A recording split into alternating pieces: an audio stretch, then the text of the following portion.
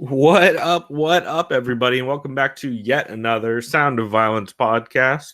We are an MMA podcast to let you know the MMA podcast you should catch, skip, and can't miss each week, as well as we try and talk about some new shows and all that good stuff. I am Pulver, and I am not here with my co-host, Chris Medaffer. He is actually stuck on some work stuff, so I'm going to be running this one solo. Bill Burr, a.k.a. Dan Tom style, a.k.a. The MMA nerd style. I'm gonna try and run with this. I got some picks for podcasts that you guys should catch, and we'll do a quick breakdown. I do have Chris's picks for the UFC card this weekend, so I will be going over those as well in the second segment. But we gonna run with it. So I guess I should start off with since it's just me this week. I'm starting off with the Papa Vodka. God damn it, every time. Doug Stanhope presents. No, wait. It is Papa Vodka presents Doug Stanhope presents, our sponsor. And I am drinking the Modern Times. What is the actual name of this thing? Does this thing have a fucking name on it? Dream Speaker. That's right. So this is a beer. It's one of their IPAs that's a little bit hazy. Fairly hazy, I guess. And I haven't had it before. I forgot to mention, we actually kind of do have a sponsor this week inadvertently, in that the dude at Preferred Liquors, who I'm a big fan of, that place is dope. He actually gave me this beer for free since I picked up the other Modern Times beer that's going to be replacing this one from what he was saying. So shouts out to dude at Preferred Liquors, whose name I always fucking forget because I'm terrible with names. But I'm pretty excited to try this thing. I've seen it around a bunch. Ooh, that's good. Especially considering I think this is from, what is it? It looks like it's from February or so. So that's a ways back for an IPA, especially a hazy, but real tasty still. So I'm excited to try the newer version they've been working on, because I think that'll be pretty interesting. Cool. Well, I'm just going to go ahead and jump into our regular segment and go with the MMA podcast I recommend people catch this week. It is going to be a quicker episode because obviously I'm just running this one solo, and I'm going to burn through it, because otherwise with these IPAs and the couple of shots I've had, which we might talk about later, we'll see how long this one goes. But also, apologies for the pauses. These are the ones you don't normally hear because Chris is talking while I drink this beer. But my MMA podcast I recommend people catch this week is the Show Stomper with Eugene S., or I guess technically it's the Eugene S. Robinson Show Stomper V65. The main reason I had this as a catch is a couple things. He talks a bit about people online discussing accusations of Jessica Andrade being real juicy, which I get why people are saying it, especially since everybody loves Rose, and she's a big hulking Brazilian, which always everybody gets skeptical about. But it was interesting to hear him talk about it. He said I believe he said something along the lines of he has like 3 out of 10 conviction that Jessica might be on something, but somebody like Paulo Costa, he has a 9 out of 10, and Dillashaw, where he actually had confirmation from a third party, he had at a 10 out of 10. So thought that was interesting. It's cool hearing him talk about that kind of in depth, since he's one of the few people who will just talk about the idea that it's possible, which is a lot of people are scared to do, because you're kind of speculating to the point where as a media member, it gets kind of weird. But if you're just bringing up the issue and talking about people talking about it, I think that's totally fair.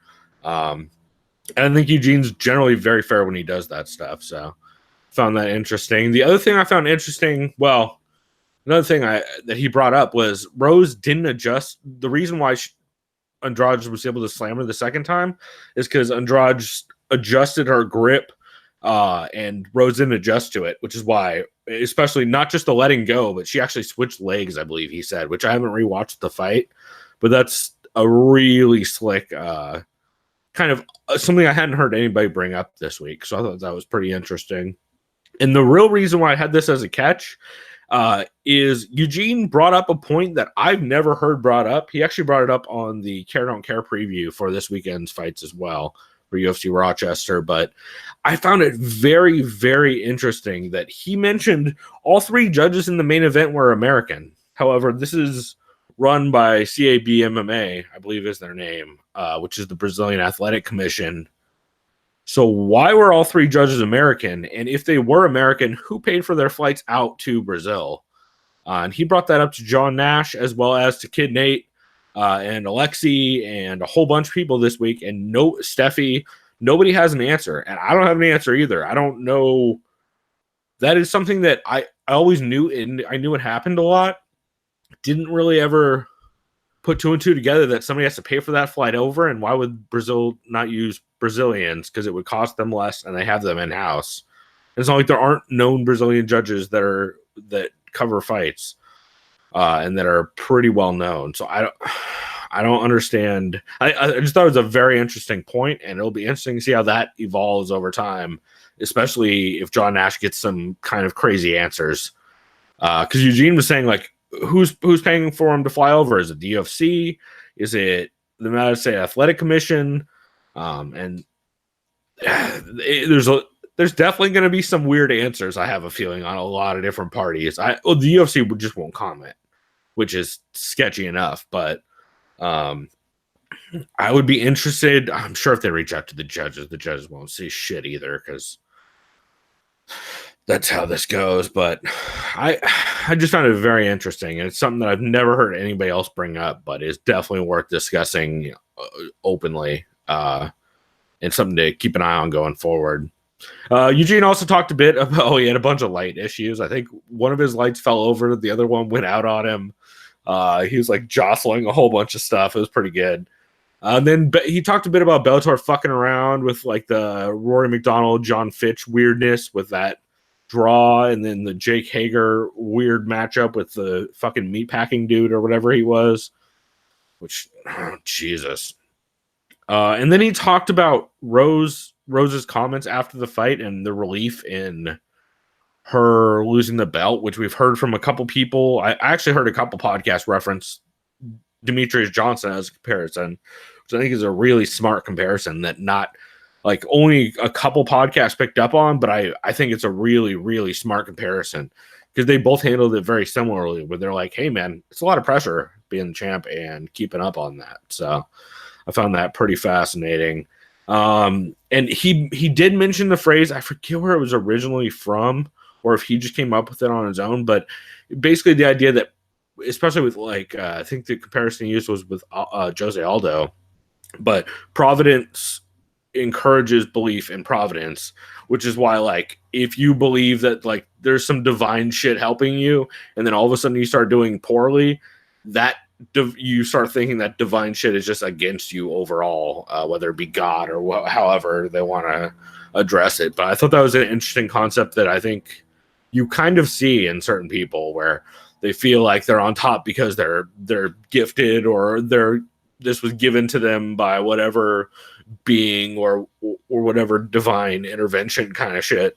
And then when that goes away, they fall fucking hard a lot of times, which is another interesting concept that I just thought was pretty cool to bring up. He says some crazy shit at the end of that episode, though, so be warned. I turned it off around I think like the last 10 to 15 minutes or so, because he gets into some weird shit that's not at all MMA related, and is some like shit that my mom would say. It's like very hippie.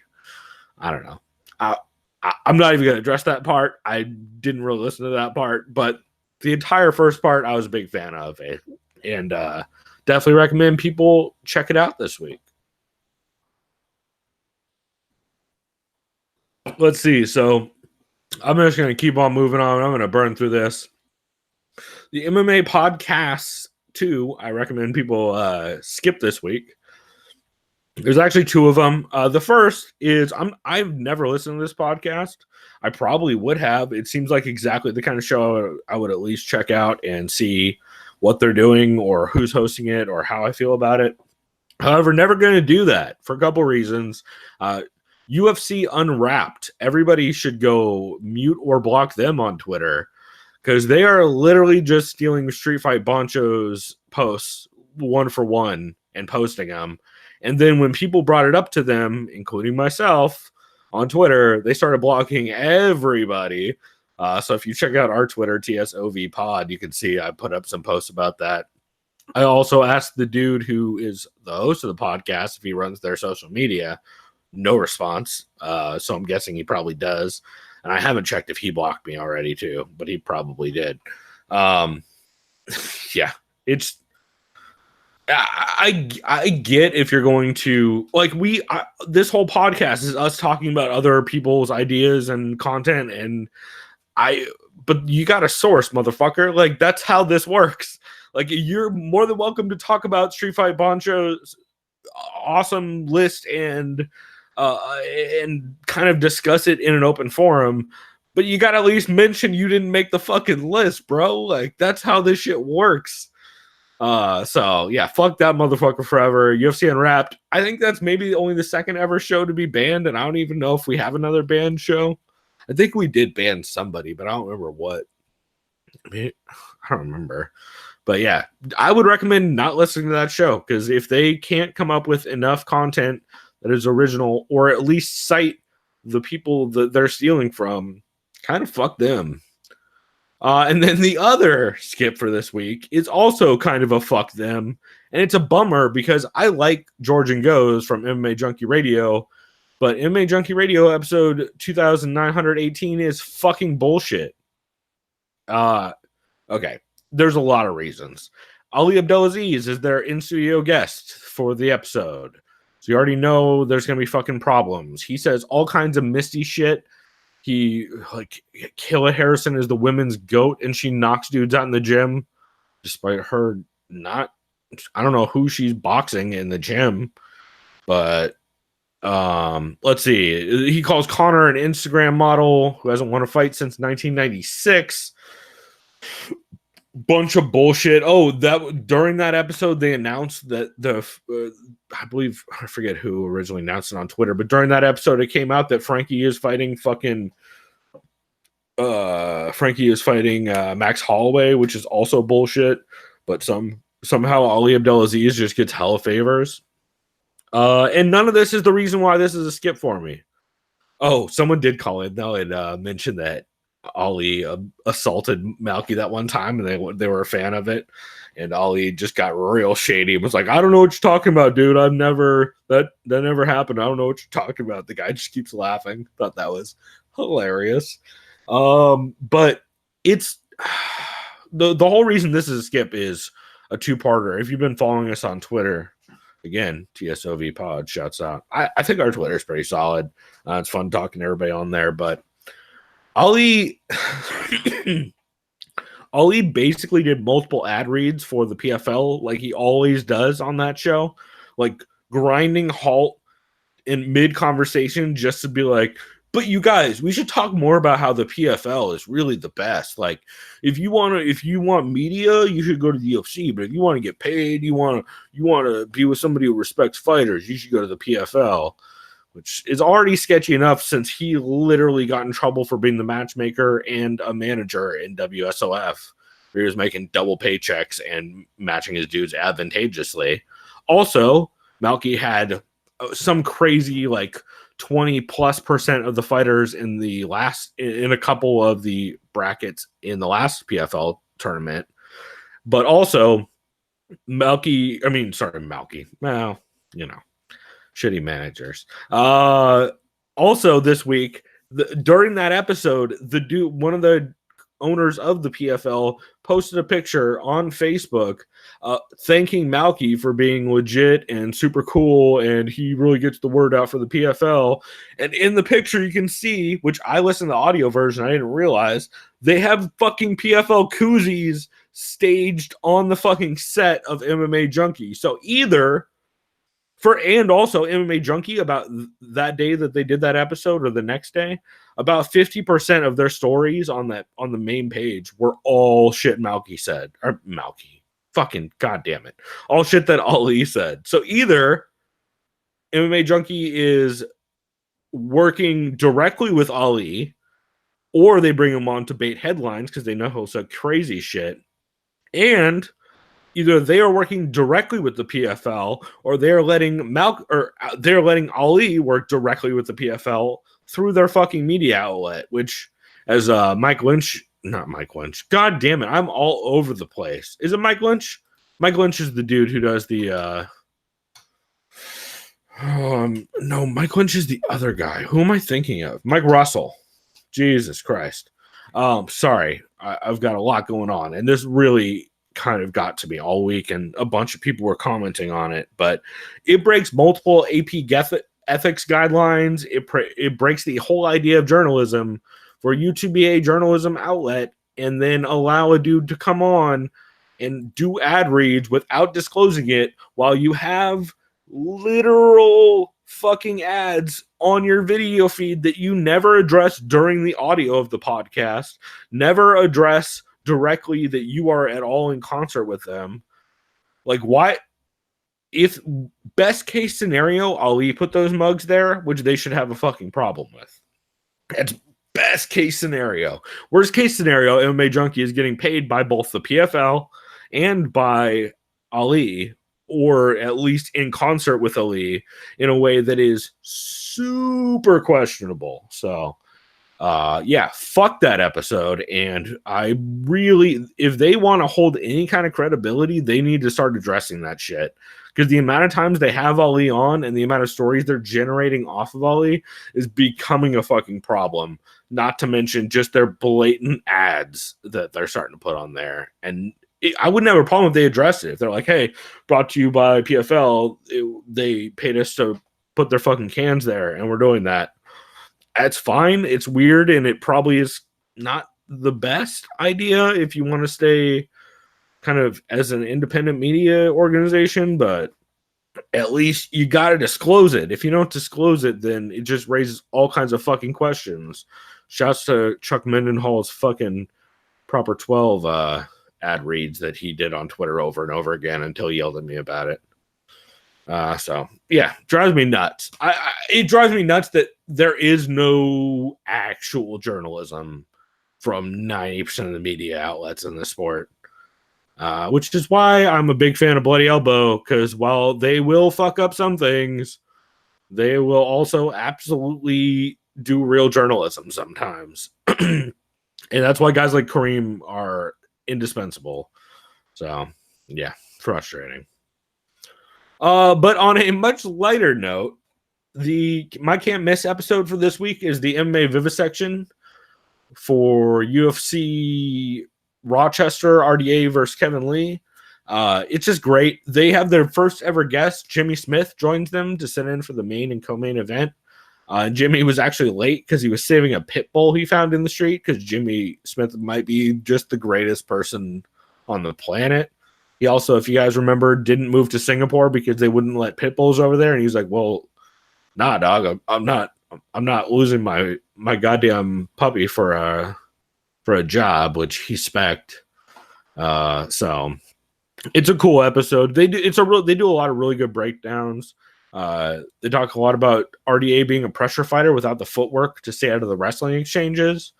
And between Zane and Connor already being pretty esoteric and on top of tape study when it comes to breaking down fights, hearing Jimmy also chime in with stuff like he came up with that RDA pressure fighter without the footwork comment, and then he also came in with stuff like making fun of Zane and Connor when they were just, I forget who it was.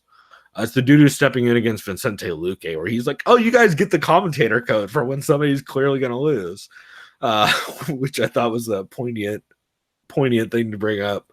But they talk about that. They talk about Ian Heinisch being locked up in Spanish prison for smuggling drugs. It's just cool to hear Jimmy Smith on there, and I thought it was it brought a different kind of aspect to the breakdown than Zane and Connor normally do. And it kind of fleshed out some ideas that they wouldn't have necessarily considered. So I thought that was a fun one for sure. And I definitely recommend it. And then in the exact opposite nature of that, the MMA Vivisection for KSW 49. Holy shit. I just got done watching this and it is amazing. It's Zane Zane Lamprey. It's Zane Simon.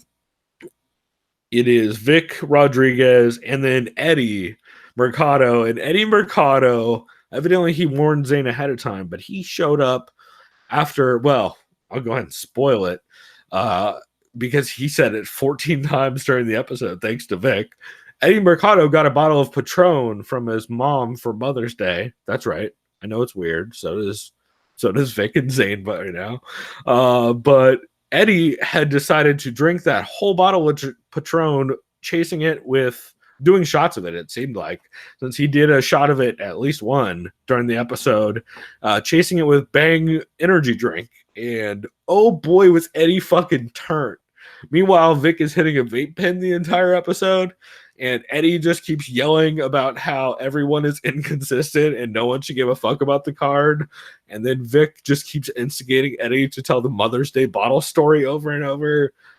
It's a complete shit show in all the best ways. I thought it was fantastic, but I love those kinds of shit shows. I'm a big Doug Stanhope podcast fan, and it's not unlike that. We'll put it that way. But I thought it was a lot of fun and super funny. So I definitely recommend checking that out. It's also a good dichotomy of the difference between Connor and Zane sitting down doing the UFC breakdowns and how some of the Ryzen, KSW, PFL, well, more Ryzen and KSW breakdowns go because they get a little bit more wild and shit can go off the rails. Also, I do believe the last KSW for I think KSW 38, Vic mentioned that he should have gotten high before the episode, so he made sure to make up for it during this one, which I appreciated. And everybody on Twitter, go ask Eddie Mercado where he got the bottle of Patron from. I listened to a new MMA show this week. Speaking of the MMA Vivisection, I didn't know Jimmy Smith had a fucking podcast now. Evidently, Jimmy Smith has started our MMA show back a couple months ago. I want to say like 2 months back, maybe something like that. So I listened to their very first episode, and it was selecting their MMA Mount Rushmore. It's just a really interesting back and forth between him and, oh shit, I wish I could remember his co-host name. Here, let me look that up while I keep talking about it. But it was interesting. Jimmy basically came up with a Ryan, what is Ryan's last name? I cannot remember. But yeah, it's Jimmy and Ryan. And Jimmy essentially, I think they both actually had a pioneer class where they picked someone from the really old school days, like Sakuraba, Ken Shamrock, Hoist Gracie type of dude for their Mount Rushmore, and they just go back and forth. They have a really fun rapport. It seems like that show is really good. They talk about some shit too, since Jimmy's not associated with any organization anymore. Well, that's not true. I think he's doing commentary for. He just got picked up by somebody. I can't remember if it's PFL or who, but I do remember him getting picked up. But anyway, he's not afraid to talk about stuff like whether Dana or Lorenzo belong on it and how much Dana helped or even hurt the UFC in the long run. Like, I think he compared it to saying like, hey, if I took over Coca-Cola right now, I'm not going to tank Coca-Cola. Coca-Cola is fine whether I'm in charge or not. It's a matter of how much I actually impede on the growth of Coca-Cola, really, which I thought was an interesting point. He talks about separating Dana from the brand and that stuff, which I thought was cool to hear. And a lot of their episodes seem to be either recaps or breakdowns of recent fight cards. So I know they put out a recap for Bellator 221, and they also did a recap for UFC 237, both this past week. And then just, I think a day or two ago, I'm recording this on Friday night as usual. A day or two ago, Jimmy put out the preview episode, excuse me, for UFC Rochester. So it's pretty cool. And I've been wanting Jimmy to have a podcast. I just didn't know he already fucking had one. So I'm excited to listen to more of that going forward, because I think that dude does some of the best breakdowns. I mean, him, of course, Dan Hardy, everybody knows, is one of the best at doing breakdowns on the UFC side of things and the commentator side of things. And I'm just very excited to hear more from Jimmy Smith going forward, because I think that dude's one of the smartest guys in the sport, and especially in long form kind of media where you can flesh out an idea and kind of talk through narratives and fights and style matchups. I think that is going to be a big thing for him going forward, or at least it should be. Let's see. So for the well-rounded episode I have for this week, or I should say it correctly, the co-main event inspired category, well-rounded podcast for the fight fan, or whatever the fuck we call this segment. I feel like it changes every week. First off, OMBPZ. If you guys don't know what it is, Lil Do, you should go check out that dude's music. It's great. But he has started a YouTube channel. I guess he's had one, but he started doing vlogs where I think he just in the last like week or so, he has put out a video on how to heal a bullet wound since he got shot in the foot recently. And he's gone through this evidently multiple times, which does not surprise me based on his music. And he also put out a video on how to make bomb-ass raspberry lemonade and how to make a bologna cheese sandwich. And I'm just out here for this content, y'all. It's amazing. It's real good. Also, I think he put out some vlogs of him shopping. It's fucking great. The Church of What's Happening Now, episode 683. Joey Diaz had Tom Segura on. And that went a lot like you thought it would. It's a lot of stories of Joey Diaz getting in trouble at airports, which was pretty great. And dudes fucking with him on planes. Zane's World was really good. I believe it was actually last week's episode with Maui Brewing Company's Garrett Marrero, who's the founder of Maui Brewing Company, originally from San Diego. Most people don't know. I actually just found out during this episode. He was originally from San Diego and then went up to San Francisco, or at least the Bay Area. And now he's out and he moved to Maui, started Maui Brewing. Their coconut porter is fucking delicious. They just did a collab with, I know they did the AleSmith collab for the Kolsch. I think they just did another collab as well. But their stuff is amazing, and it's cool episode of them hanging out on like his land in Hawaii. And actually the episode this week as well was with a surfer. The Zane's World podcast was with a surfer who lives out there, who they're just like hanging out on his land and going and hunting, or not hunting, but looking for geckos on trees and eating fruit off the trees that he has and stuff like that. It's pretty cool. And then this past weekend, episode 199, Theo Vaughn had Riff Raff on his podcast. That's all you need to know. It's Theo Vaughn and Riff Raff. It's what you think it would be, but Riff Raff is a little less in character than I kind of want him. Like when Riff Raff gets out of character, he's no Danny Brown. We'll put it that way. But it's still pretty solid. So some honorable mentions. The Outsiders. You guys actually heard on the intro Josh Gross talk about from the Outsiders May 13th, 2019 episode. They talk a bit about UFC 237 and Bellator 221. And Josh Gross brings up the fact that only new fans seem to be worried about the Slam KO in the Rose and Andrade fight, mostly because Slam KOs are kind of just a thing. I mean, even in women's MMA, the Sarah Kaufman slam of Roxanne Modafferi back in the day, which was brutal as shit as well. Not quite as brutal, but still really fucking brutal. And I think I totally agree. I think a lot of the people who are real mad about the slam are not real familiar with Kevin Randleman just straight smashing Fedor onto his dome and then getting Kimura'd, or I mean, all the fame, of course, fucking Rampage Arona, even though that was almost more headbutt than slam, or Hughes Newton. Like, there's a million examples of people slamming their way out of submissions and winning. Well, the Hughes Newton, like, really, it's just who moved first. That is who won. But, yeah, it's interesting to hear how many people are whining about that this week and how many of them seem to be big McGregor fans or that era. And I thought that was a poignant thing to bring up. They also talk a lot about some of the old school shows and some of the crazy slams and stuff they've seen. Jeff talks about being in the arena for the Rampage Arona fight and stuff like that. It's a fun episode and a fun show in general, as always. Fits in a Fighter, episode 3. Brendan Fitzgerald had Safe Saud on. I'm always going to have a panic attack when I say that dude's name.